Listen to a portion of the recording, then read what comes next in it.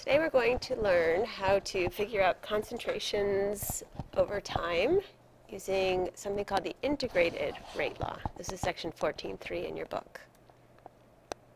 We're going to start with first order reactions, and we have our rate law. Rate is k a to the 1 for first order. And we use calculus, we do some fancy things, and we come up with this equation right here. ln is logarithm. It's a little button on your calculator. It's nothing fancy. You don't have to know what logarithms are. You do have to know how to use your calculator.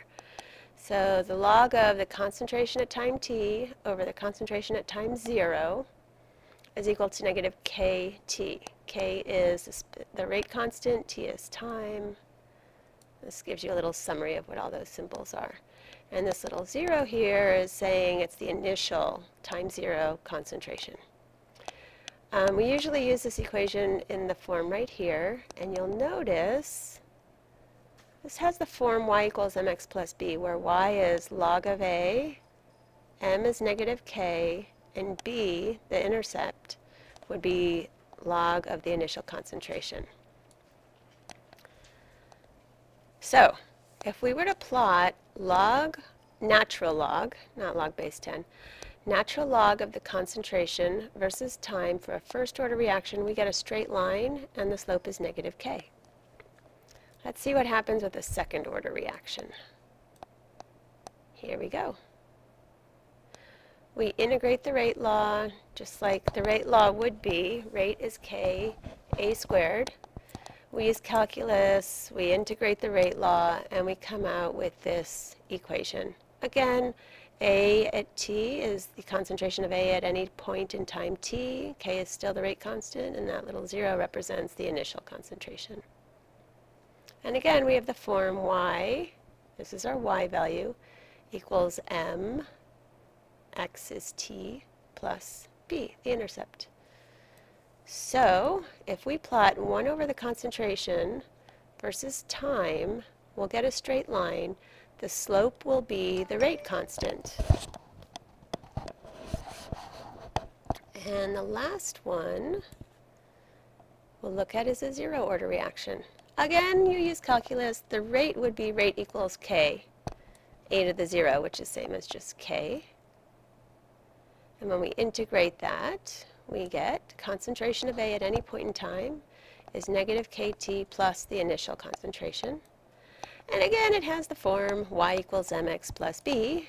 Concentration is our y value. The slope is negative k, and the intercept would be our initial concentration. So if we plot concentration versus time, and you get a straight line, you know the reaction is 0 order, and you know that the slope is negative k. This chart here provides a summary of everything that we've learned in the last video and what I just spoke about here. So you don't have to memorize every single thing, but you should know for 0 order, rate is k. You will be given these equations. You don't have to memorize them. You do need to know this part. But if you have these equations right here in the middle, you should know what you would need to plot to get a straight line. So if concentration versus time gives a straight line, we know the reaction is 0 order. If log of concentration versus time gives a straight line, we know our reaction is first order. And if 1 over the concentration versus time gives a straight line, we know the reaction is second order. I've got this new little thing in here called the half-life. Here's our definition. A half-life is how long it takes for the initial concentration to go down to half of what it started at. And you only need to know the half-life for a first order reaction because it doesn't depend on concentration. 0 and second order reactions, the half-life does depend on concentration, so it's not common to discuss those types of reactions. So we'll be referring back to this chart as we do some different problems. Okay, let's do some problems here. Just a little note about how we use the information above.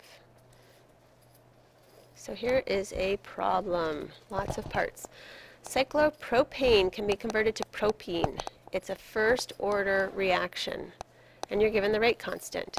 So since it's a first order reaction, we know that this is the information we're going to use. So you always pay attention to whether you have a 0, first, or second order reaction. Hi guys, it's Simona. I'm leaving now. Bye. So we'll use this equation right here for part A, and then we'll worry about B in a minute. So we're given the initial concentration.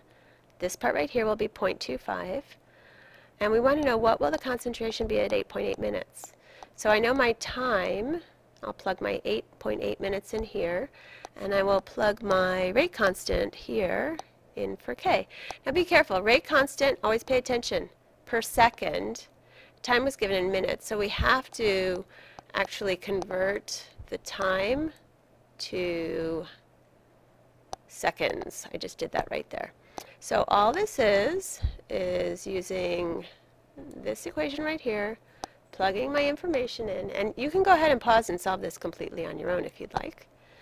I plugged in my K value, I converted my 8.8 minutes to seconds, be very careful there, and I have the log of the initial concentration.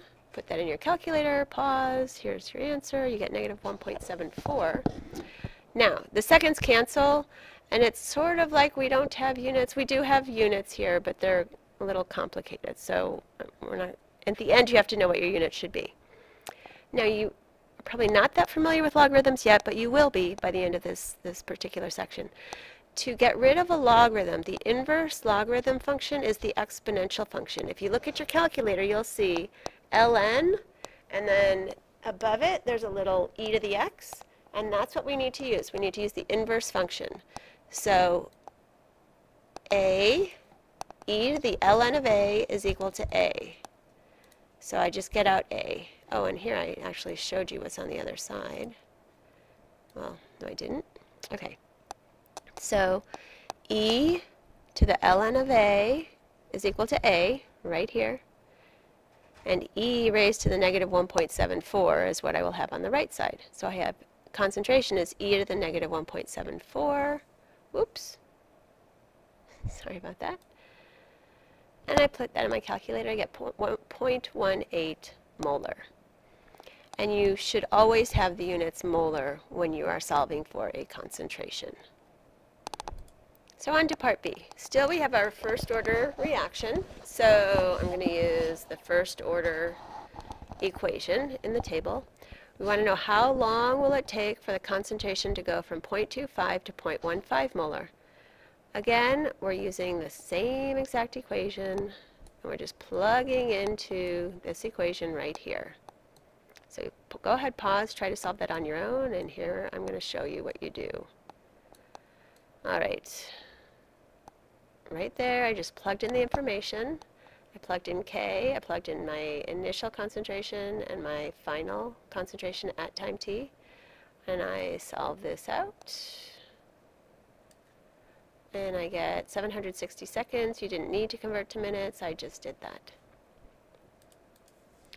All right, part C. How long would it take for the concentration to become 1/8 of its starting value? Now, 1/8, you want to pay attention here. This is where we're going to use this half-life concept instead of using the equation. I don't have an initial. Since we said 1/8, I could just pick any initial and call the initial 1 molar. And then if it becomes 1/8 of the starting value at time t, the concentration would be 1/8 molar. But there's a much easier way to solve this problem. Again, you pay attention to half-lives. You're going to note that 1/8 is 3 half-lives, because you first go from 1 to 1/2. There's your first half-life, going from the initial to half the initial. And then you go from half of a half is a fourth, and half of a fourth is an eighth. So we go from 1 to 1/2 is 1 half-life. Here's our second half-life. Here's our third half-lives. So we need 3 half-lives to go from our initial down to 1/8 of the initial concentration. We just solve for the half-life. We have an equation right here. Half-life is log 2 over the rate constant. So here's my half-life right here. When we solve this out, we get 1,034 seconds. I have a few too many sig figs, but I'm going to worry about sig figs at the very end. And 3 half-lives would be 3 times my half-life, or 52 minutes. All right, new problem. First order, make note of that. If you want to pause this and do this all on your own, you are welcome to do so. Okay, we've got our K. Oh, half-life. We've just ln of 2 over K gives us our half-life. So that was easy. ln of 2 over K, 441 seconds. Okay, we've got our initial concentration. We're solving for time. We're just going to use our rate equation from the previous page. We're going to plug our values into this and solve. Again, pause this, do it on your own, and here's the solution. Oh, no, it's actually easier. Pay attention. 2 down to 0.125. If you think of this as 2 to 1 is the first half-life, 1 to a half is the second, half to a fourth is the third, a fourth to 0.125 is the fourth half-life. So it's 4 half-lives. Keep dividing by half. 4 half-lives, so 4 times 441, 4 half-lives, 29.4 minutes. You could, again, if you don't like that way of doing the figuring out the number of half-lives, you could plug into this equation 2 as the initial concentration, 0.125 is the concentration at time t. You should get 17 point however many minutes, oh, no, 29.4 minutes if you use the full equation. Part C, 5.4 minutes. We're just going to plug in 5.4 minutes. Remember to convert to seconds. Initial concentration, plug it in, and solve for the concentration at time t. There's going to be that little trick again where you have to use the exponential. That's the inverse of the logarithm function. So here we go. We plug into our equation, and we get log of A is 0.184. We do e to the power of log of A is just A. So e to the ln of A is A right there. E to the 1.184 right over here, and we got our concentration of A. It's 1.2 molar. Okay. Third problem. You know, you should just pause this, and we're using a 0 order equation now. So the only difference here is we're using an easier equation, none of these logarithms. Plug in your data, you pause, solve it. I'm just going to show you the answers. Okay, you could do A and B. These are your solutions. All I did was plug in the information and go through the mathematics. Okay, if a plot of concentration of A versus time did not give a straight line, could the reaction be first order? Concentration versus time does not give a straight line. Concentration versus time. So pause, I'm about to tell you the answer. So if concentration versus time does not give a straight line, all we know is that the reaction is not 0 order. So could it be first order? Yeah, it could be. We don't know that it is. We would have to plot log of concentration versus time to find out, but it could be. Yes, it could be. Okay. If a plot of 1 over concentration of A versus time gave a straight line, what order would the reaction be with respect to A? You should be able to do this on your own, and I'm about to type it in. Just look at the graph, and it would be second order. If 1 over concentration versus time gives a straight line, 1 over concentration versus time, straight line, we know the reaction is second order. All right, on the next page, I have some actual data. And you have this all printed out. So I'd run an experiment, and I'd have the concentration of A over time. And then I calculate the log of each of these concentrations, log of the concentration of A. I also plot 1 over A, 1 over the concentration of A. I calculate these things. Sorry, I don't plot those yet. And then I make plots of A versus time, log A versus time, 1 over A versus time. And these are the 3 graphs that I get. Looking at these 3 graphs, you can see which one gives a straight line? This one. So you should know that this reaction is 0 order. Okay? And the last page, looking at the data. It's a lot of work doing these things.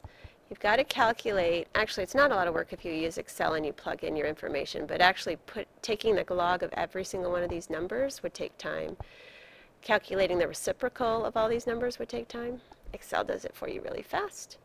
We have these graphs, and you say, okay, so what's the order of this reaction? I'm sure you know it. It is second order. Because 1 over a versus time gives a straight line. Now, the slope of this line would be our rate constant. So we could do this plot, and it tells us our rate constant. Same thing with the page before. The slope of this line is negative k. So I take the slope, change the sign, and that would be the rate constant for this reaction.